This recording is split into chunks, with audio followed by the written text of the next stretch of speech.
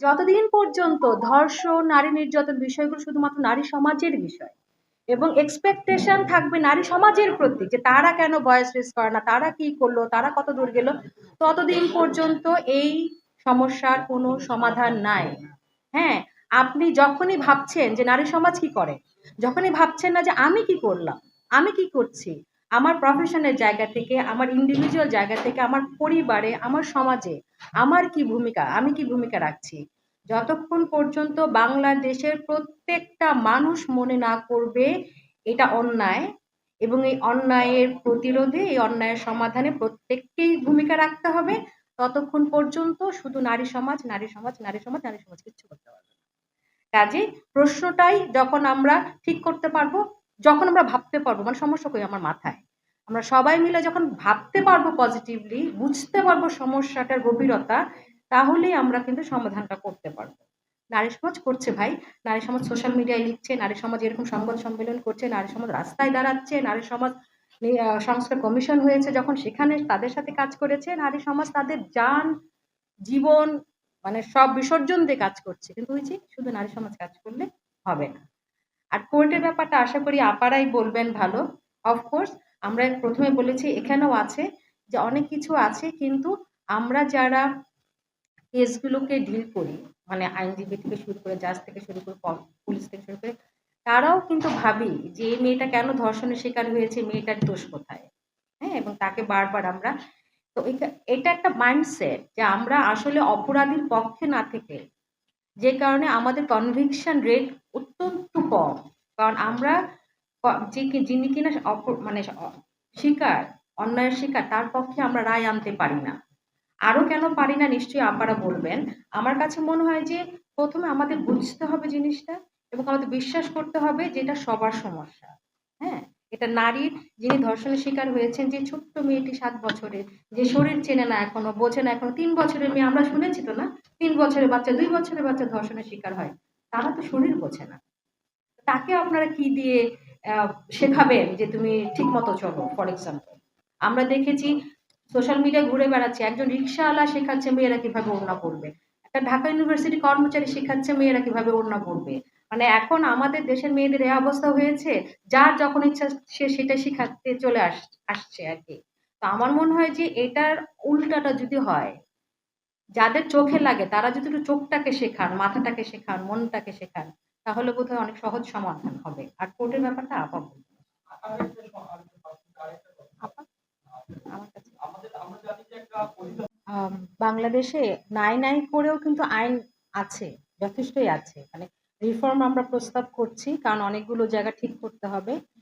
কিন্তু তারপরেও আমরা কিন্তু দেখি যে আমাদের দেশে ধর্ষণের সংখ্যা বেড়েই চলেছে দিনকে দিন। আমাদের বোধহয় একটু মানে ভাবাও দরকার আছে যে এই সংখ্যা, একটা হচ্ছে যে আইন দিয়ে আমরা হচ্ছে যারা কিনা ধর্ষণের কাজটা করছেন তাদের আমরা বিচার করব কনভিকশনের জায়গাটা, কিন্তু কেন হচ্ছে প্রিভেনশনের জায়গাটায় অনেক বেশি কাজ করার আছে। সেখান থেকে আপনারা যারা এসেছেন মিডিয়ার মানুষজন, তাদেরও কিন্তু একটা স্ট্রং ভূমিকা এখানে রাখার সুযোগ আছে। দেখেন আমাদের দেশে কিন্তু 2000 সালে নারী ও শিশু নির্যাতন দমন ট্রাইব্যুনাল গঠন করা হয়েছিল, 2000 সালে। অলমোস্ট 26 বছর হতে চলল। কিন্তু আমরা যদি ট্রাইব্যুনালের দিকে তাকাই, এই ট্রাইব্যুনালটা কিন্তু বানানো হয়েছিল যেন নারী নির্যাতন সংক্রান্ত আইনগুলো 3 মাসের মধ্যে নিষ্পত্তি হয়। যেহেতু রেগুলার যে কোর্ট যে সিস্টেম, সেখানে যেহেতু এই নারী ও শিশু নির্যাতনের যে কেসগুলো সেগুলো ডিলে হয়ে যায়, সেই জন্য যেন দ্রুত হয়, এক্সপেডাইটেড হয়, সেই জন্য কিন্তু নারী নির্যাতন দমন ও শিশু নির্যাতন দমন ট্রাইব্যুনালটা গঠন হয়। আমরা ব্র্যাক থেকে রিসেন্টলি একটা জাস্টিস অডিট করেছি নারী ও শিশু নির্যাতন দমন ট্রাইব্যুনালের, এবং আমরা দেখেছি, এটা জানিও সবাই, যে 10 লাখের বেশি কেস কিন্তু পেন্ডিং আছে নারী ও শিশু নির্যাতন দমন ট্রাইব্যুনালে। এবং সেই জায়গাতে শুধুমাত্র ধর্ষণের দিকে যদি তাকাই, 10,000-এর বেশি কেস, ধর্ষণ মামলা সেখানে পেন্ডিং আছে। এবং তার মধ্যে 5,000-এর মতো, মানে হ্যাঁ 10,000-এর মতো মামলা, সরি, 5 বছরেরও পুরনো। যেখানে আমাদের এই ট্রাইব্যুনালটা বানানোর উদ্দেশ্য ছিল 3 মাসের মধ্যে মামলা নিষ্পত্তি, সেখানে 5 বছরের পুরনো যদি থাকে 10,000 কেস, তাহলে আমরা বুঝতেই পারছি যে বিচারের অবস্থাটা কিরকম। এবং আপনার যে কনভিকশন রেট দেখেন, কনভিকশন রেট শূন্যের কাছাকাছি, মানে 1% হয় না। তাহলে এই যখন বাস্তবতা, তখন যারা পারপেট্রেটর, যারা কিনা ধর্ষণ করছেন, তাদের তো আসলে ভয় পাওয়ার, আতঙ্কিত হওয়ার, নিবৃত হওয়ার কোনো জায়গাই তৈরি হয় না, কোনো এক্সাম্পলই তৈরি হয় না। কাজে আমরা যতই রিফর্ম করি না কেন, আমরা যদি ইমপ্লিমেন্টেশনের দিকে না যাই, আমরা যদি ল এনফোর্সমেন্ট এজেন্সির কাজগুলো ইনক্লুডিং জুডিশিয়ারি সিস্টেম আমরা যদি এনশিওর না করি, আপাও বললেন আমাদের এই দাবি দেওয়ার মধ্যেও ছিল যে একদম পুলিশ থেকে শুরু করে, জাজ থেকে শুরু করে, প্রসিকিউটর থেকে শুরু করে সবার কিন্তু একটা ম্যাসিভ ক্যাপাসিটি গ্যাপ আছে এখানে। How to deal with the rape victim or survivor. আমরা কিন্তু অনেক বছর আমার মনে হয় আমার জন্ম লগ্ন থেকে আমি শুনছি যে যে একজন ধর্ষণের শিকার নারী বা শিশু, তাকে কতবার একই প্রসেসের ভিতর দিয়ে যেতে হয়, তাই না? তাকে কত একবার তো সোসাইটিতে যেতে হয়, পরিবারে যেতে হয়, যে দুনিয়ার এত মানুষ থাকতে তোর সাথে কেন ঘটতো, রাইট? তারপর তাকে জাস্টিফাই করে তাকেই করতে হয়। এই যে প্রসেসগুলো, এটা কি আমরা গত 50 বছরে, 54 বছরে বাংলাদেশের যে অস্তিত্ব, আমরা কি এখান থেকে এক পাও আগাতে পেরেছি?